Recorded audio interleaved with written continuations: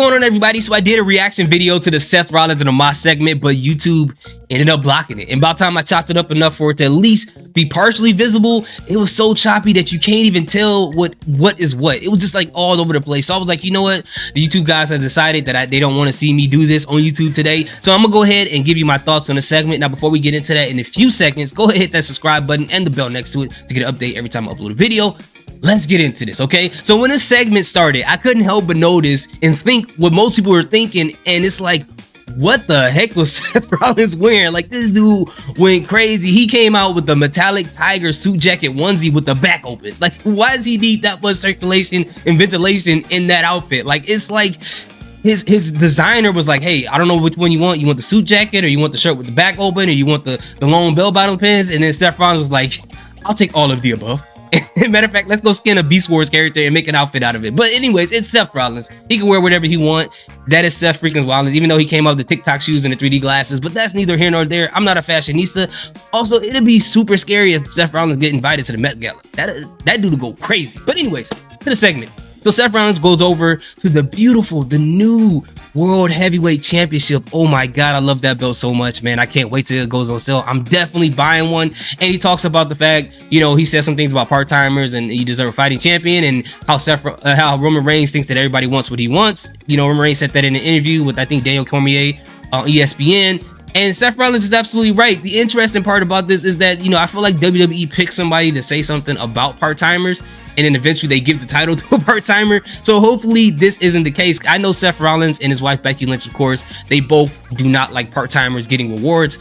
You know, this shows how much the fans are behind them. And of course, the Chicago fans in Rosemont are gonna love Seth Rollins because he's a Bears fan, right? I don't understand that. I'm from that area, and I don't get why you would be a Bears fan. But for me, I don't like torture and punishment. But hey, to each their own, all right? But it feels like that Seth Rollins should be the first person to pick up that title. He deserves it, man. He's been a workhorse. He's putting in the work every single time. You want to talk about a fighting champion or a wrestler? Seth Rollins have been doing this day in and day out and day in, putting out bangers after bangers. Like, think about it. When's the last time you seen a Seth Rollins match that you were like, that match was trash, right?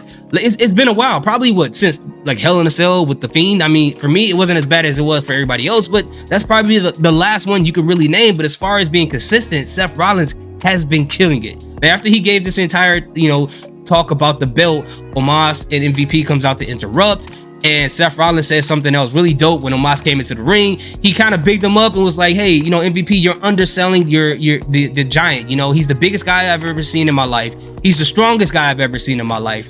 And you were once in a generational a type of I don't know if he said star, but once in a generation person or a wrestler or whatever. He said you were born that way, but for me, I'm once in a generation, and I made myself that way. I was like, yo, Seth, bro. Seth coming in with the bars, and that was the end of it. And Seth Rollins walked away. And the thing is that I think it pretty much showed us one thing. You know, obviously Seth Rollins is going to lose this match. I don't think Seth is going to win this match, but I think it's going to be a fantastic match, man. It's like any great match with Brock Lesnar. The smaller person is going to put up a bigger fight, whether we're talking about Daniel Bryan versus Brock Lesnar, CM Punk versus Brock Lesnar, John Cena versus Brock Lesnar. They're going to put up a good fight, which I think Seth Rollins is going to do, because there's no Seth Rollins is not going to put up a terrible fight, especially, you know, with a bigger person like Omas. That match at WrestleMania with him and Brock Lesnar was better than I thought. So with Seth Rollins being in the ring too, this match is probably going to be a lot better than a lot of people think it will be. I know a lot of people didn't like it because it just came out of nowhere and it just seemed random.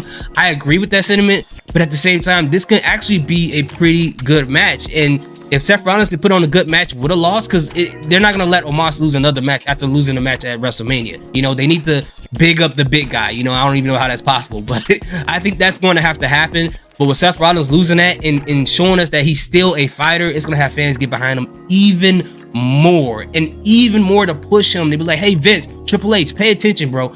Give him that title. And I think the fans are going to be so loud that Triple H is not going to have any other option but to put this belt on Seth Rollins at the Night of Champions. It has to happen that way. But I think the segment just pretty much told us what's going to happen, but I think it was a pretty good segment. I'm pretty much sold on the fight. I don't know about you guys. I don't think it's going to be, I'm not saying it's going to be a 5-star match, but with Seth Rollins in the ring, you add a couple stars on there automatically from him stepping foot in there. I don't care who in the ring is with him. Like you add at least 2 more stars to what it was going to be anyways, right?